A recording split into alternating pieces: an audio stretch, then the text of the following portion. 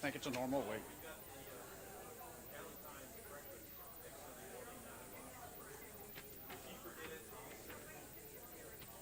Okay, 9 o'clock breakfast.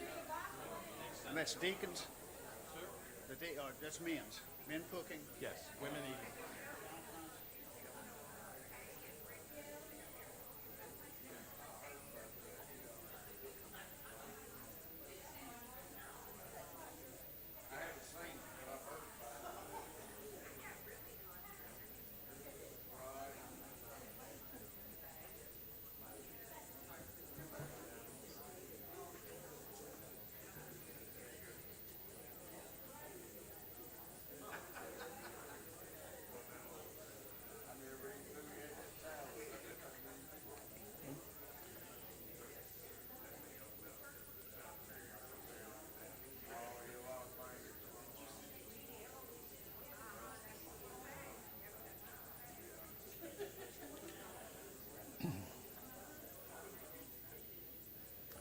Well, good morning, everyone, and welcome to our service. And no, I'm not preaching. You're saved. However, Brother Troy and his family are sick. And Brother Troy particularly is ill. And so he will not be here today. And Brother Alan Houston will be bringing us a devotion this morning. So we also, if you haven't noticed, we have a lot of people missing. So I think there's something going around. But anyway, let's raise our voices to the Lord, and then Brother Allen will come up. Please stand as we sing A New Name in Glory.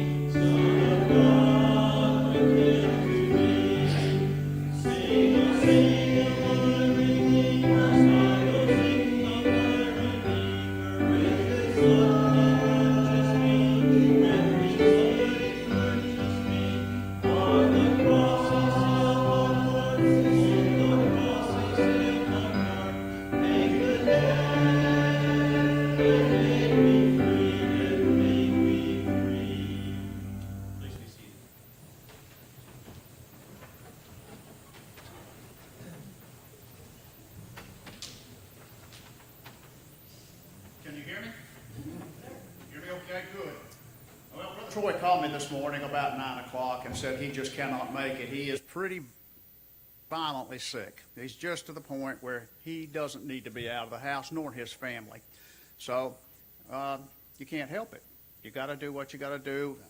Otherwise, I'm sure that he would come in on his hands and knees if other than just tying him at home. So is this thing working? Yeah, Brother Troy? Nah, he's probably not listening. He doesn't want to hear me. So I told him that, in my opinion, he should just stay home. And we would just have a short devotional. So at 9 o'clock, of course, I don't have a lot of time to prepare. There are my notes. And this is only good for an hour, okay? Yeah, not as funny. I got to thinking about something. As a matter of fact, I had, well, the announcements first. And one thing is that Tuesday at 1 p.m., Women on Mission, I see that that's just a little odd. Everything else is just an ordinary week, I think, except for next Sunday. We do have the Valentine's breakfast at 9 o'clock, and so do come to that. And the men will be here earlier. We will be here cooking. And guys, you need to come if nothing else, just to see the bacon wars. We always get into it on the bacon. You know, some people they like it like a noodle, and some others like it burned, and then some others like it right in the middle. I'm a thin and crispy guy myself, but we have a ton of fun. And if you don't even want to cook, you just need to come and help us make fun of each other. We have a good time. It's a good fellowship. I was thinking about something. Really, I had been thinking about it all along. And in terms of personality, I've taken, Becky and I did early on when we were married, a personality test. And I remember the guy, when he took them, he said, oh my goodness, he said, I've only seen this one other time between me and my wife. And he said, y'all are exact opposites, and that is working. He told Becky, you are sweet and wonderful, and you're grumpy and mean. Me.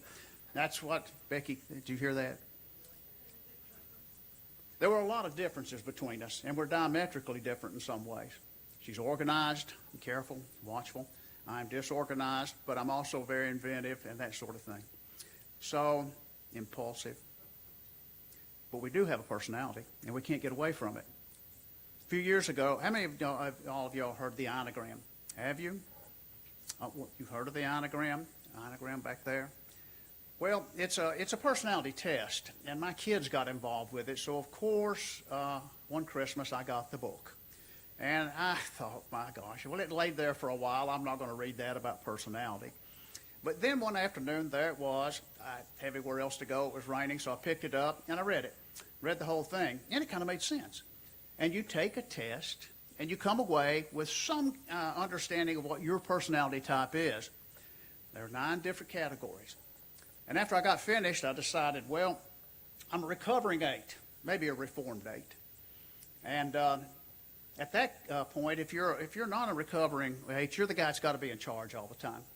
You're the one that just aggravates folks because you're going to be in charge. And Becky says that's kind of how I am, and maybe I am sometimes, but you have to step back from that. I'm also a Scots-Irish 5, and then I'm a wannabe 7. Now, that are not the names of those personalities. The 7 is a guy who wants to adventure, who goes out there and he's going to go take chances and have a big time. But the Scotch-Irish guy, here he is. Have you ever heard this? Expect the best, but plan for the worst. Yeah, that's a Scotch-Irishman right there. And even though they won't admit it, sometimes in the worst cases, they're a worrier. I want to go a couple of places in the Bible. We don't have it flashed up. But I want to talk about it for just a minute. And we're going to dip in, first of all, to Song of Songs, or Song of Solomon. Now, we're not going to be there long. We're going to jump in and jump right back out. So we're not going to read some of the things you might imagine there. If you'll go to chapter 3 and start in verse 7. I ran across that in my devotional reading when I was reading through that book some time ago. And I love sometimes that when people say something that is unique or it catch my imagination, it's a way that the words came together. Sometimes it just hooks you. And this did. The way this was put together, I read it several times, and it stuck in my mind, and it came to my mind again this morning. This is it. Song of Songs or Song of Solomon. chapter 3, verse 7. He's using this as an illusion. He's using this to get a picture in your mind. And it says, look at Solomon's carriage, escorted by 60 warriors, the noblest of Israel. All of them wearing a sword, all experienced in battle, each with his sword at his side, prepared for what? The terrors of the night. When do you worry? When does it come to you? At night. It's when the day begins to fade away and your mind is no longer occupied, and suddenly we have the terrors of the night. You ever been there? You ever been there and worried? Has there been something on your mind? And it can be anything. It can be very serious. It can be trivial. But prepared for the terrors of the night. Well, a Scotch Irishman 5, he has to watch about that. Sometimes things bother me. Do they bother you? The terrors of the night. It really caught my attention, and what I did then was I remembered somewhere else. I went back again to this same author because to see what he had to say about some of this, and I went to Ecclesiastes chapter 3. You're familiar with the verses. And those verses go like this. It starts out, chapter 3, verse 1 of Ecclesiastes. If you hadn't been there lately, just go to Proverbs and turn right. Okay? He wrote this before he wrote, or at least it appears in the Bible, before the Song of Solomon. For there is a time for everything, a season for every activity under the sun. And he lists a bunch of them. He says a time to be born and a time to die. You ever worry about dying? Well, of course we do a little. Sometimes we don't worry about dying so much as we just worry about how we will die. I heard an astrophysicist talk about something the other day, and it was so amazing. He said, you have the privilege of dying. Why? Because we lived. If we weren't here, if an abortion had been our fate, if something else had been our fate, we would never have had the opportunity to live. Probably 30 trillion cells walking around right here. In every cell, there's something going on. Little proteins doing this, doing that. The greatest mystery, one of the greatest mysteries in the universe is right here, your human mind. We carry it around, we know it's there, but we don't understand it. You don't even understand what's going on in your body, but it is, and it's going right. You're a collection of atoms that have gotten together and decided we're going to let a human being alive. Later, we're going to go off and do something else. You are alive. And that's amazingly fantastic. A time to be born. A time. There's a time for these things. We'll talk about that in a minute. And a time to die. There's a time to plant and a time to uproot. I know farmers sometimes worry about the rain. There's a time to kill and a time to heal. A time to tear down and a time to build. A time to weep and a time to laugh. A time to mourn and a time to dance. A time to scatter stones and a time to gather them up. A time to embrace and a time to refrain. A time to search and a time to give up. A time to keep and a time to throw away. You know, we're dealing with that right now as we face a move. I'm keeping my stuff. I'm having Becky throw away some stuff, so I'll have room for mine. A time to tear and a time to mend. A time to be silent. A time to speak and a time to love, a time to hate. And there's a time for war and a time for peace. A time. There's a time for these things. And I can remember something that Becky's mother used to say about worry. It's in Matthew. It's in chapter 6. It's up on verse 34. It says, Do not give way or worry about tomorrow, for tomorrow will worry about itself. You have a time for things. And what we do is in the terrors of the night, we worry about tomorrow. We borrow tomorrow's trouble and bring it. Do you do that? Have you ever done it? Of course you have. But there's a time, and the Lord has set aside a time. When I think about going back to a time, there's a time to search and a time to give up. I want to tell you a story about this, and this is where we'll end. Some of you have heard this story. Some of you may not have. But I lost this year right before Thanksgiving. 10 o'clock at night when I laid down. Oh, where's my wallet? I knew then I'd lost it. I went around and looked all through the house. Thought I hid it from myself in the house. No, it wasn't there. This is 10 or 11 o'clock at night. Cold as blazes. So I got a heavy-duty flashlight and went to every single place I'd been that day because I knew where I'd been and looked. And you can find stuff with a big flashlight, a spotlight. At one point, I got out of a house, and there it lay, and it went up, and it was part of a shingle that had blown off a house. The next morning, I got some help. Went to these places again. Went through them a third time. In one case, we'd been up on a big dozer. Oh, it stands up this high. Been up in there trying to get a cap off so we could check the antifreeze. I was trying to help. And I thought that's probably where I lost it. You see, when I went out the door that morning, I remembered this, in a hurry, trying to catch stuff, doing stuff, I just shoved it into a pocket of Carhartt vest, and they're not deep. And I know what happened. I had it in my mind, when I get out of my truck, I'll take it and put it in my back pocket. Well, what happened? Of course I forgot.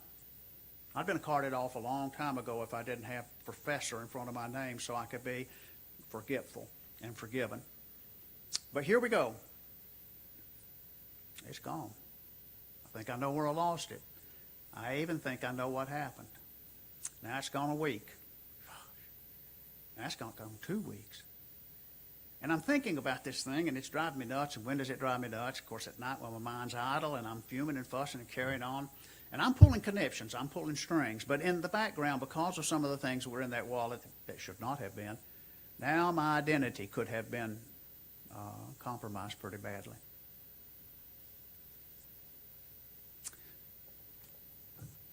What to do?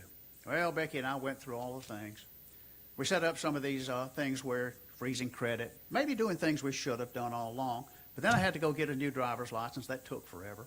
And for the first time in my life, she said, "Ooh, that picture's not good. Let's take another one." And I looked at the one I got, and I thought, ooh, if she accepted this one, the other one must have been really bad. So I got that, did this, new hunting license, everything. And I was just, like, once again, I'm pulling strings because I think I know maybe where it went. And so the third week came, and I'm right here in this church. And 2 women I know asked me, "Well, have you prayed about it?" I said, "No, I'm too mad to pray." So they shamed me into it. I won't mention names of Beth and Becky, but nevertheless. That night I went home. And I relaxed, and I said, "Lord, here's what I want you to do. My wallet's gone. I want you to use that wallet. I want you to use that wallet to convict. I want you to use that wallet in your place, in your hands, to make sure that it does a job for you, that it accomplishes something. And it's yours now, Lord." And suddenly kind of a weight fell away. I felt better about it. And the next morning, went to work, and I got a call, said, "We found your wallet." It wasn't where it had been, where I'd been. The money was gone, but the wallet was there, and everything else is in there. Now, let me ask you something. Who got taught the lesson?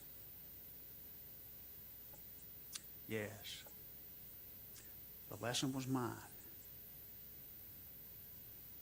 The lesson is that there's some things out of your control, and that the Lord very clearly, with perfect timing, said, "Alan, that Scotch-Irishman 5, he needs to be also recovering. He also needs to be reformed a little." And so I thought about that ever since. Now, I've been paranoid about my wallet. I've just about got holes in my pocket now. But every time I reach or look for it, I remember, hey, we found your wallet. Money gone, I consider that a reward. Everything else was there. So, folks, there is a time. There are the terrors of the night. But these soldiers had their sword. They were trained for battle and prepared for the terrors of the night.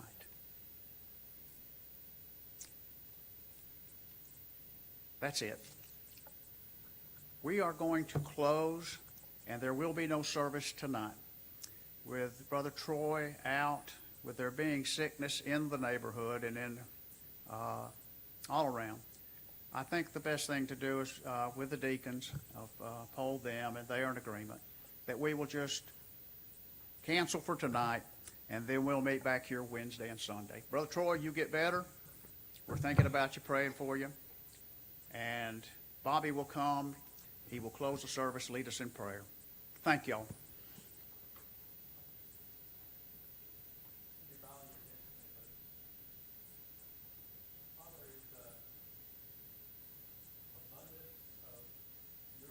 Abundance of your care, Lord, that we depend on every day. And sometimes, Lord, there's things we can't control, and as hard as we do and turn and trust what you will do in every single case.